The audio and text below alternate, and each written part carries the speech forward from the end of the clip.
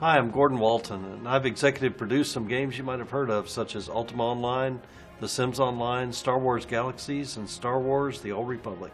Hi, and I'm J. Todd Coleman. I'm the creative director of Shadowbane, Wizard 101, and Pirate 101. And we're the founders of Artcraft Entertainment. So our goal at Artcraft is to create a new type of online experience, something that hasn't been done before. I want to play something with the intensity of a season of Game of Thrones, only in a game setting. Yeah, exactly. Allies, enemies, alliances, betrayal, conquest. These are the components that we feel are lacking in today's online experiences. And we're going to change that.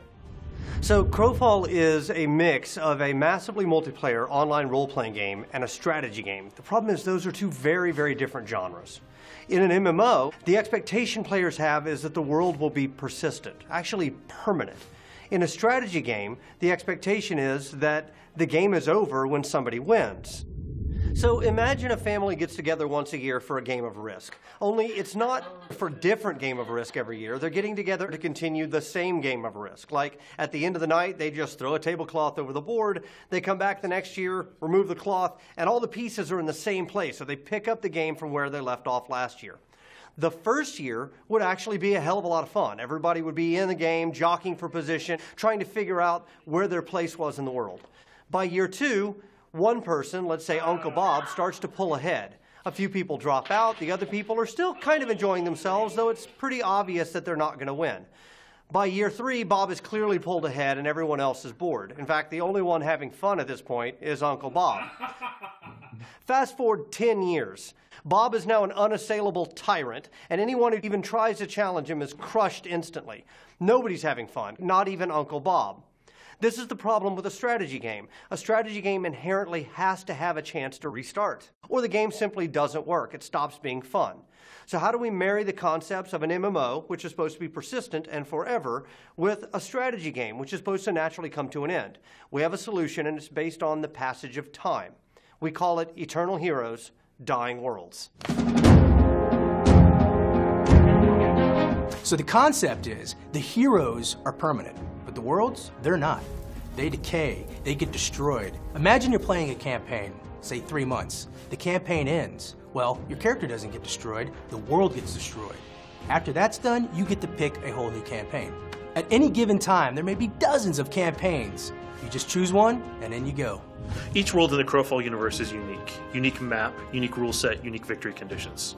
It's like a bunch of massively multiplayer games of Risk all running together at the same time. Players choose a world and then a team, either a faction or a guild, and then they vie for control of that world. At the beginning of every campaign, players are dropped into new worlds that are unknown to them. They don't know where they are, where they're going, or what's around them. When your player lands there for the very first time, it's like the first turn of civilization. Our whole world is fully dynamic, dynamically created at the beginning of the campaign. All the oceans, continents, rivers, hills, they're all different in every world. Each map is filled with ancient ruins and towns, caves, stuff for players to explore. Not only do you have to explore the physical world, but you also have to explore the different rules that can change from campaign to campaign, such as how strong magic is, what races are present, and what technology you can use. So we solved the challenge of resetting the strategy map without wiping the players.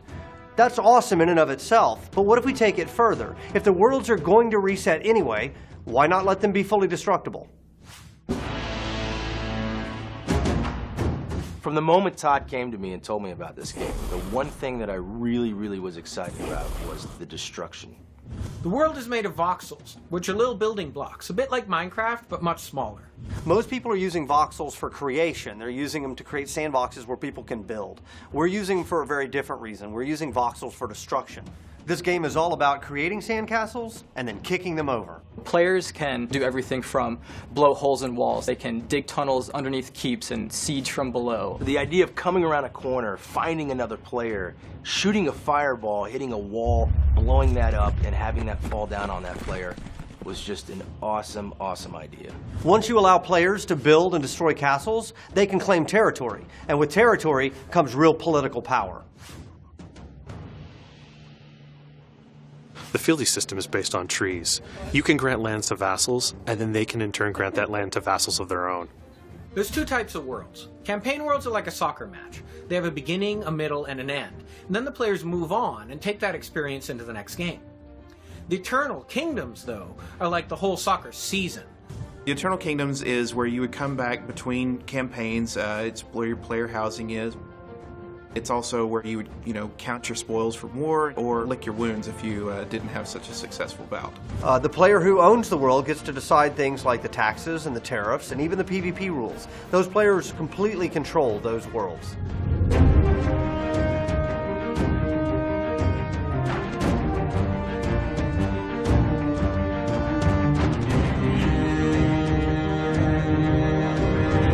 So to get to this point, it's required a significant outlay of money. Some of that's come from external investors. A big chunk of it actually came from us. And I know you've heard stories about game designers and producers who have sold their company for tens of millions of dollars. You're not those guys. So this is a significant risk for us, right? We're doing this because we fundamentally want to see this game get made. We're hoping that you guys want to see it get made too. That's why we decided to go directly to Kickstarter and appeal to you, because we don't want to look for external money if we can help it. We clearly know how to raise money from publishers or from venture capitalists if we need to, but we don't want them dictating how the game gets made. We'd rather make the game for you. Yeah, the problem with external money is once you take a bunch of money from somebody, all of a sudden they start doing spreadsheets and saying, okay, how can we adapt this game to appeal to a broader and broader audience because we'll make more money? And when you do that, the vision inevitably suffers. We'll do what it takes to get the game made, but frankly, we'd rather be working for you. From all of us at Artcraft, we really believe in this game and we really want to make it for you. Please support our Kickstarter and we'll see you in game!